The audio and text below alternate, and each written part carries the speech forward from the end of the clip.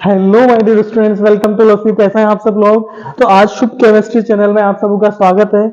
आज मैं आप लोगों से डिस्कस करने वाला हूं ऑर्गेनिक रिएक्शंस का ग्राफ, यानी energy diagram of organic reaction. यानी कि रिएक्टेंट से जब प्रोडक्ट में कन्वर्ट होता है तो एनर्जी में किस तरह का कन्वर्जन होता है, यानी कि ऑर्गेनिक रिएक्शन की नंबर ऑफ स्टेप्स, इंटरमीडिएट या ट्रांजिशन स्टेट। तो बहुत ही इंपॉर्टेंट चीजें डिस्कस करने वाली आती। तो ऑर्गेनिक रिएक्शन में क्या होता है, बच्चे बिल्कुल डिटेल में जाना चाहते हैं लेकिन बिल्कुल बेसिक चीजों को क्या कर देते हैं, नेग्लेक्ट कर देते हैं। तो आई होप ये आज बेसिक लेक्चर आपके लिए हेल्पफुल होगा। But before you start, you please share to it to others, ताकि सब लोग क्या है इससे बेनिफिट हो चुके हैं।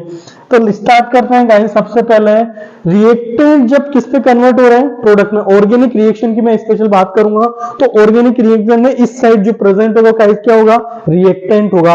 रिएक्टेंट के उस साइड में क्या होगा, फाइनल प्रोडक्ट। अब बीच में यहां से यहां तक के प्रोसेस में बड़ी ही दिक्कत आ जाती है जिसे मैकेनिज्म बोला जाता है। तो मैकेनिज्म को समझने के लिए आपको बेसिक चीजों को समझना पड़ेगा। सबसे पहले तीर की निशान पे होने वाली चीज को, यहां हमारी जनरली क्या प्रेजेंट होती है guys, attacking species, first one. दूसरा मीडियम हो सकता है, या तीसरा इनिशिएटिव यानी रिएक्शन को स्टार्ट करने वाला। तो ये बेसिक फंडामेंटल मैकेनिज्म है। जहां बच्चों को मैकेनिज्म समझना होता है उसके लिए पहले इन चीजों को समझना पड़ेगा कि कहां क्या प्रेजेंट है या किसका क्या फंक्शन है। इसके अलावा जो बाद में जो बात आती है उसको स्टेप, यानी कि कितने स्टेप्स में रिएक्टेंट प्रोडक्ट में क्या हो रहा है गाइस, कन्वर्ट हो रहा है। उस स्टेप्स में कितने इंटरमीडिएट बने। इंटरमीडिएट हमें बहुत इंपॉर्टेंट है, जरूरी समझना, क्योंकि डिफरेंट इंटरमीडिएट्स ही रिएक्शन को अलग अलग डायरेक्शन में क्या करते हैं गाइस, डिवाइड। तो यहाँ हर चीज जो लिखी है उसका एक डेफिनेटली पर्पस है। अगला बात करें ट्रांजिशन स्टेट, बहुत ही इंपॉर्टेंट है ना। ट्रांजिशन स्टेट के बिहाफ पे हमें पता चलता है कि कौन सा बॉन्ड ब्रेक होगा और कौन सा बॉन्ड टूटेगा, ताकि फाइनल प्रोडक्ट किस चीज का बना होगा। अगला बात करते हैं रिएक्शन की ओवरऑल एंथैल्पी की, यानी कि प्रोडक्ट बनते क्यों है गाइस, स्टेबिलिटी के लिए। यानी कि यहां स्टेबिलिटी कम होगी और यहां स्टेबिलिटी क्या हो रही होगी गाइस, बढ़ रही होगी। तो जब भी स्टेबिलिटी बढ़ती तो एनर्जी क्या हो रही होगी, घट रही होगी क्या, तभी तो स्टेबिलिटी बढ़ेगी। तो यहां पर एनर्जी क्या होनी चाहिए, कम होनी चाहिए। और ये पता कैसे लगेगा, delta H enthalpy of reaction से। तो यहाँ जितनी भी चीजें लिखी हैं इनको बहुत इंपॉर्टेंट है समझना गाइस। सब लोग बच्चे क्या करते हैं, इसको नेग्लेक्ट करते हैं और डायरेक्ट किस पे पढ़ते हैं, रिएक्शन मैकेनिज्म पे। तो रिएक्शन मैकेनिज्म जब तक आप बेसिक चीजों को डील नहीं करेंगे आपको दिक्कत जरूर आने वाला है। तो वन बाय वन चीजों को खत्म करते हैं। यहाँ आज के लेक्चर में मैं आपको केवल एनर्जी डायग्राम, यानी कि इससे और इससे स्टेप्स, इंटरमीडिएट, ट्रांजिशन और एंथैल्पी के बारे में डिटेल में डिस्कस करूंगा। नेक्स्ट लेक्चर में अटैकिंग स्पीसीज और मीडियम या इनके बारे में आपसे डिस्कस करेंगे। तो बात करते हैं, एनर्जी डायग्राम दो ही हो सकते हैं, या तो प्रोडक्ट की एनर्जी और रिएक्टेंट की एनर्जी। गाइस जो मैं पॉइंट बोल रहा हूं केवल उन्हीं चीज को फोकस करेंगे। ये ग्राफ बना रहा हूं मैं एनर्जी और रिएक्शन कोऑर्डिनेट के बीच, फर्स्ट वन। ये ग्राफ भी क्या है गाइस, एनर्जी और ये रिएक्शन कोऑर्डिनेट के बीच में। तो दो ग्राफ के हमारे कोऑर्डिनेट प्रेजेंट है, वाई एक्सेस पे मैंने एनर्जी लिया, एक्स एक्सेस पे रिएक्शन कोऑर्डिनेट। अब बात करते हैं रिएक्टेंट की, कुछ ना कुछ एनर्जी रही होगी हमारे पास। स्टार्टिंग में गाइस क्या है, केवल और केवल रिएक्टेंट है। तो रिएक्टेंट की कुछ ना कुछ एनर्जी रही होगी, तो मैंने जीरो से थोड़ा सा ऊपर इसको बना दिया। लेट्स सपोज कुछ भी है, यहाँ पे भी स्टार्टिंग में गाइस रिएक्टेंट ही प्रेजेंट होंगे क्या। तो रिएक्टेंट जो पाउट में आपको दिखाना चाह रहा हूँ बस उसी को देखने की कोशिश करें। यहां पर फाइनल जो प्रोडक्ट बनेंगे, अब दो ही केस पॉसिबल है, या तो प्रोडक्ट की एनर्जी इससे क्या हो जाए गाइस, रिएक्टेंट से ज्यादा हो जाए, मेरी चीजें क्लियर है, या फिर जो प्रोडक्ट की एनर्जी रिएक्टेंट की एनर्जी से भी क्या हो जाए गाइस, कम हो जाए, है ना। बिल्कुल जीरो नहीं होगी, कहीं से जीरो हो सकती है, लेकिन दो ही पॉसिबल केस है।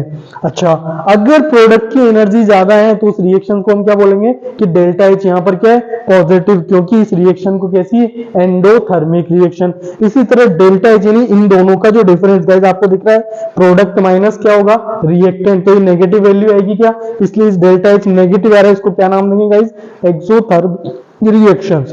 तो एंडोथर्मिक आई होप क्लियर है, and exothermic I hope clear है कि रिएक्टेंट इस तरह का ग्राफ ऊपर बन रहा है तो इसे एंडोथर्मिक, और ग्राफ अगर नीचे की ओर जा रहा है तो एक्सोथर्मिक, है ना, पॉइंट नंबर वन। अब जो क्वेश्चन आता है कि रिएक्टेंट से प्रोडक्ट तक जो ग्राफ है वो इस तरह से डूम शेप में जाएगा, यानी कि फर्स्ट इंक्रीज देन डिक्रीज, यानी मैक्सिमम अमाउंट तक इंक्रीज होगा, यानी कि कुछ मैक्सिमा बनेंगे और एक से ज्यादा स्टेप से तो मिनिमा भी बनेंगे। आई होप चीजें क्लियर होगी। अभी तक मैंने आपको केवल और केवल डेल्टा एच के बारे में इंफॉर्मेशन दी है।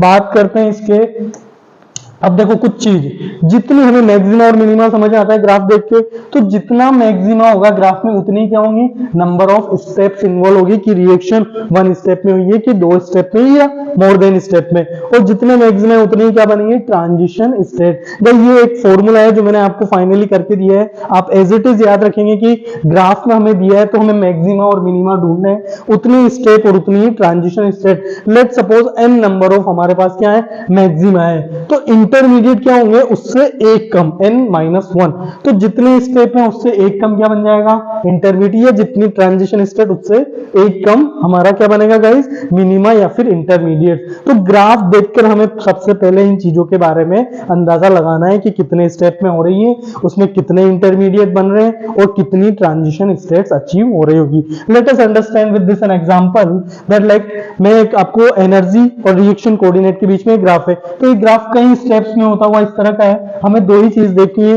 ये एनर्जी ऑफ किसकी, रिएक्टेंट की, फाइनल एनर्जी ऑफ प्रोडक्ट। तो गाइस सबसे पहले डेल्टा एच के बारे में बताएं, ये ग्राफ अगर ऊपर ही रुक जा रहा है तो डेल्टा एच क्या होगी गाइस, इसकी पॉजिटिव होगी, और इस रिएक्शन को क्या नाम दिया जाएगा, endothermic process. Is it, first reaction में हमें डिस्कस किया गाइस। उसके बाद आपको ढूंढना है कितने मैक्सिमा पॉइंट है, point number 1 and point number 2। तो गाइस ये दो मैक्सिमा और ये 3 मैक्सिमा पॉइंट है, जितने मैक्सिमा होंगे उतनी क्या नंबर ऑफ स्टेप्स होगी, और जितने मिनिमा होंगे, मिनिमम पॉइंट 1 एंड 1, गाइस इसको काउंट नहीं करेंगे क्योंकि ये स्टार्टिंग एनर्जी है। तो दो ट्रांजिशन स्टेट हमें क्या मिलेगी, इसमें मिलेगी, क्योंकि टीएस का मतलब है गाइस ट्रांजिशन स्टेट, यानी कि जहां पर बॉन्ड बन भी रहे होंगे और बॉन्ड ब्रेक भी हो रहे होंगे।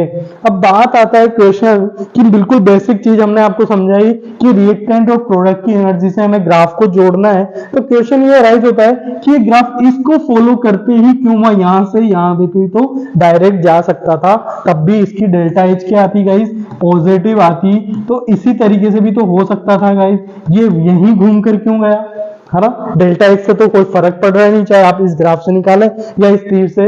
तो बहुत ही ध्यान रखने वाली चीज, जब भी रिएक्टेंट में क्या होगा, बॉन्ड ब्रेक होगा उसके, तभी तो प्रोडक्ट बनेंगे, और जब भी बॉन्ड ब्रेक होते हैं क्या, इस एनर्जी क्या होती है, रिलीज। तो एनर्जी पहले इंक्रीज होती है और बाद में क्या होगी गई, नए बॉन्ड फॉर्मेशन से एनर्जी डिक्रीज होगी। तो बहुत इंपॉर्टेंट, पहले इंक्रीजिंग होगा क्योंकि बॉन्ड ब्रेक होते हैं कहां के, रिएक्टेंट साइड के, फाइनली डिक्रीज क्यों होगी, क्योंकि प्रोडक्ट में बॉन्ड नए बनते हैं, ताकि एनर्जी क्या होगी, डिक्रीज। तो ग्राफ हमेशा आपको इसी तरह मिलेगा, इस ताकि उसमें मैक्सिमा क्या डिनोट करेंगे, स्टेट, और मिनिमा आ रहा है तो क्या डिनोट करेगा, ट्रांजिशन स्टेट। आई होप चीजें क्लियर होगी, मैंने आपको बिल्कुल बेसिक समझाने की कोशिश की। एंड लास्ट में for one thing I want to introduce first time, कि अगर किसी को ऑनलाइन डाउट्स या ऑनलाइन ट्यूशंस लेना चाहता है, कोई भी पोर्शन ऑर्गेनिक, इनऑर्गेनिक या फिजिकल, तो केमिस्ट्री में कंप्लीट गाइडेंस के लिए मैं शुभम सोमानी आपके लिए बेहतरीन गाइडेंस प्रेजेंट करूंगा, and everything available for you and according to your time. Last में thank you so much, thank you all of you.